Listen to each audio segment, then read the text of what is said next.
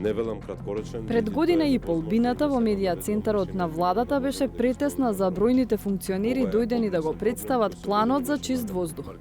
Во документот повеќе институции се обврзаа и со рокови, кои чекори ќе ги преземат за да го намалат загадувањето. Ќе инсистирам на нивно ангажирање и завршување пред се во мојот ресор, но и ќе ги координирам, следам и потикнувам активностите како вице-премиер во сите институции кои ќе имаат дел од одговорноста за спроведување. Во период од годината кога граѓаните повторно бараат чист воздух, проверивме дали тие што се надлежни ги исполнија мерките кои самите ги ветија.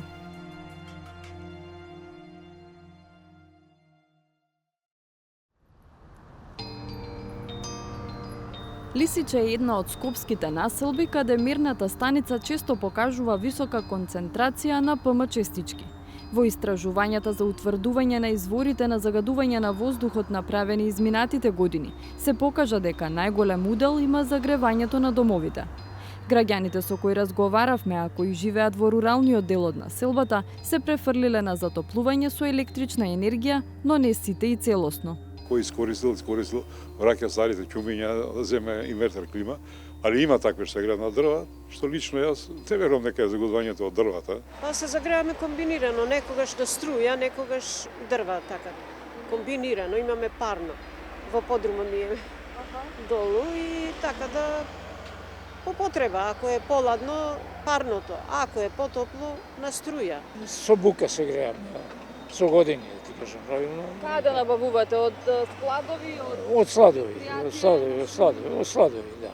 Па нема сега сладови се предпријатија, тешко ги има сега.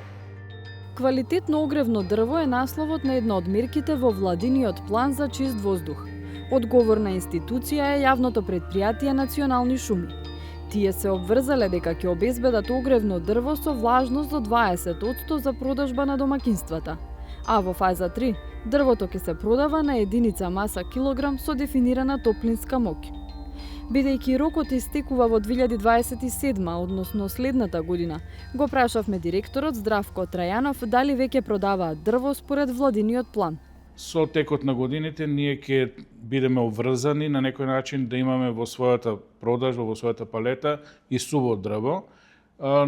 Нормално тоа ќе биде на некој начин организиран систем, треба да се преструктурираме, да обезбедиме такво дрво и да допринесеме дополнително граѓаните полесно да се снабдат со истото дрво. И покрај тоа што не беше дециден во одговорот дали дрвото што го нудат на пазарот е просушено, во оваа фаза, вели директорот, се работи и со граѓаните.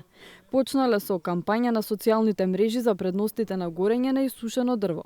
Дрвото кое има влажност под 20% на некој начин многу помалку загадува, бидејќи ослободувањето на енергија е многу поголемо, а ослободувањето на тие ПХ, на тие честички кои загадуваат, PM честичките е многу помало, затоа што имаме правилно осигурување, на некој начин имаме добробит и од аспект на енергија и многу помалку енергија, многу помалку загадување. Како граѓаните може да знаат колку е суво дрвото, односно дали е до 20% кога купуваат од складови, да речеме, дрво или кога самите? Доволно е дрвото да престои преку зимо или подолг временски период на сонце, тогаш дрвото природно просушува и на некој начин таа слободна влага во дрвото излегува од истото. Национални шуми е само една од институциите, а продажбата на исушено дрво е само една од вкупно 20 мерки во планот за чист воздух. Се обративме до сите институции споменати во владината програма со прашање колку од мерките се спроведени во наведените рокови, на колку се работи, а колку воопшто не се почнати. Речиси сите институции го испочитуваа нашето барање и на прашањата кои им ги испративме одговорија во зададените рокови. Но во однос на роковите кои им биле наложени од владата или пак самите си ги зацртале, веќе доцнат. Според одговорите направивме семафор, што е спроведено, што е делумно направено, а што воопшто не е почнато. Иако се уште не се продава исушено огревно дрво со сертификати по килограм, а не по кубик, оваа активност ја обележавме со жолто поради досега започнатите активности. Жолта боја дадовме и за изградбата на когенеративните гасни централи кои треба да прават и струја и топла вода за парно. Причината е што од надлежното Министерството за енергетика ни одговорија дека во годишниот план за изградба на енергетски објекти за 2026 година е вклучена иницијатива за гасна когенеративна централа.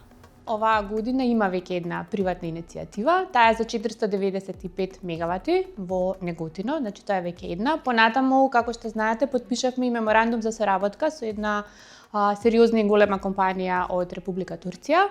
Они се заинтересирани да градат 2, а можеби и 3 когенеративни централи и секако тука е и ЕСМ и они се во план да изградат во Битола когенеративна централа, така да тоа веќе е започнат процес. Во однос на ветувањето дека ќе се субвенционираат топлински пумпи и високоефикасни котли за домакинствата кои немаат пристап до централно грејење, ставаме црвено светло.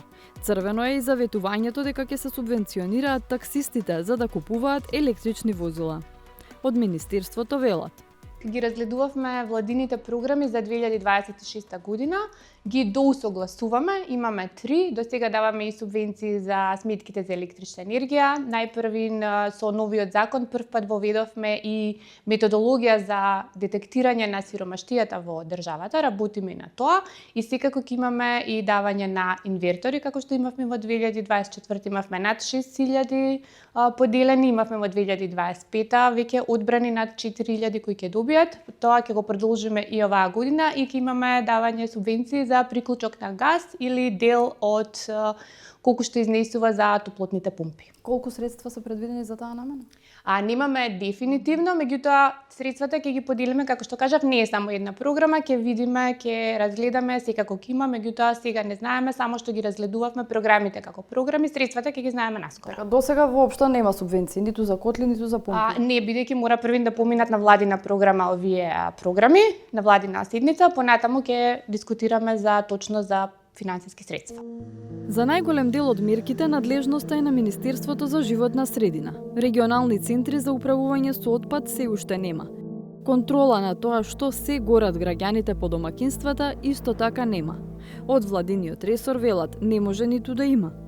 Се разгледуваат опции за воведување на членови во новиот закон за квалитет на амбиентален воздух. Во однос на контрола на домашни ложишта, ниту една инспекцијска служба нема право да влегува без правосуден налог по домови.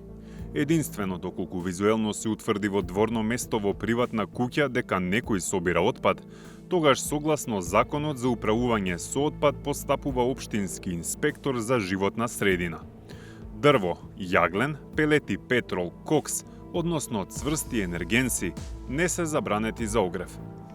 Активностите кои се исполнети, а за кои Министерството за животна средина е наведено како прва одговорна институција, се донесен е закон за индустријски емисии, а на сила се и краткорочните мерки со кои се ограничуваат одредени активности при зголемено загадување.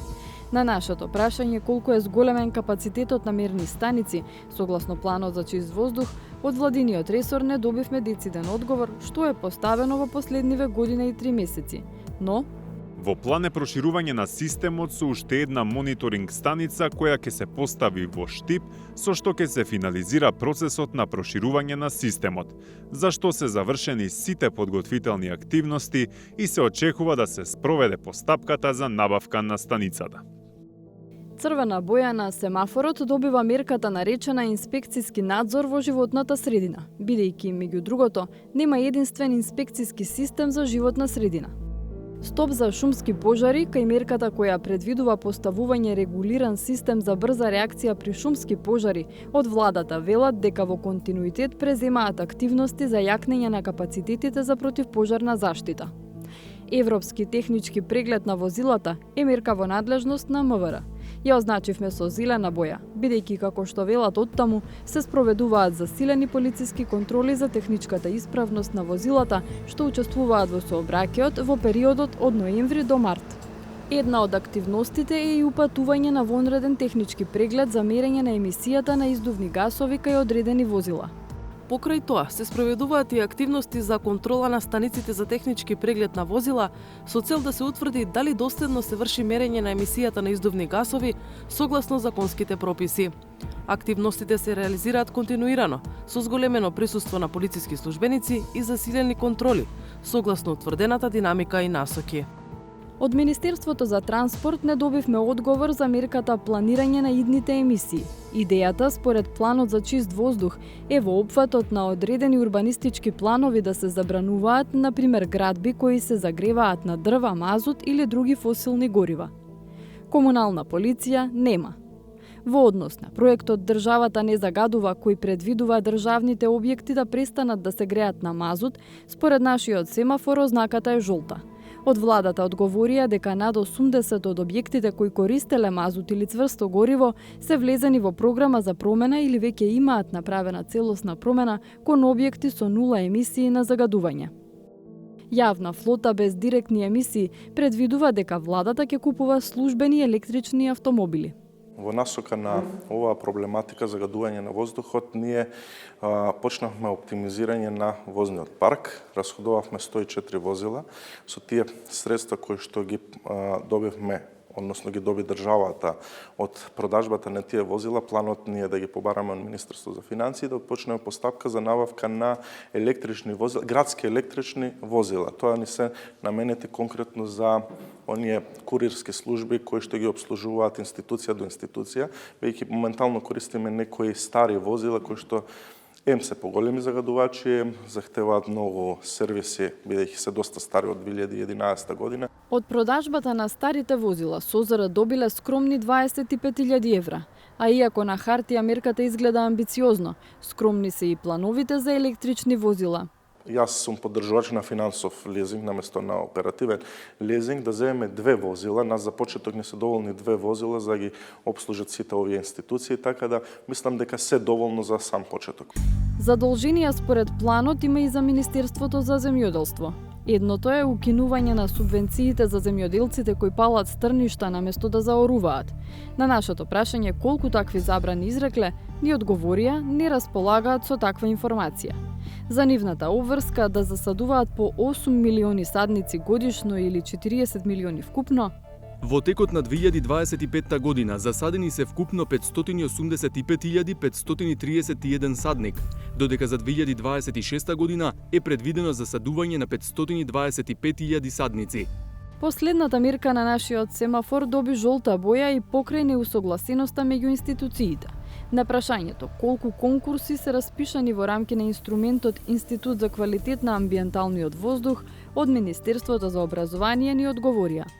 Преку конкурсот за финансирање на научно-истражувачки проекти на државните универзитети, факултети, научни институти, МАНУ за 2025 година, Министерството за образование и наука прифати и финансира реализација на проект Electron Microscopy Scale Up, надградба на современата SEM технологија со TEM систем за евалуација на перкутантна пенетрација на ПМ честички, кој го спроведува Факултетот за природни и технички науки при Универзитетот Гоце Делчев во Штип.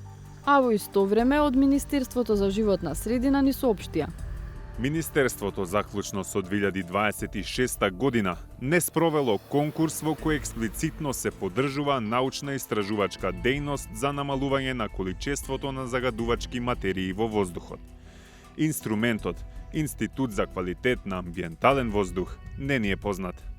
Или сцена се, нашиот семафор покажува 10 црвени светла, 6 жолти, 3 зелени и 1 сиво, бидејќи не добивме одговор. Тоа значи дека владата, ресорните министерства и другите институции не постигнале значителен напредок за половина од ветените мерки. А без тоа, нема како да се стигне до целта – намалување на загадувањето на воздухот.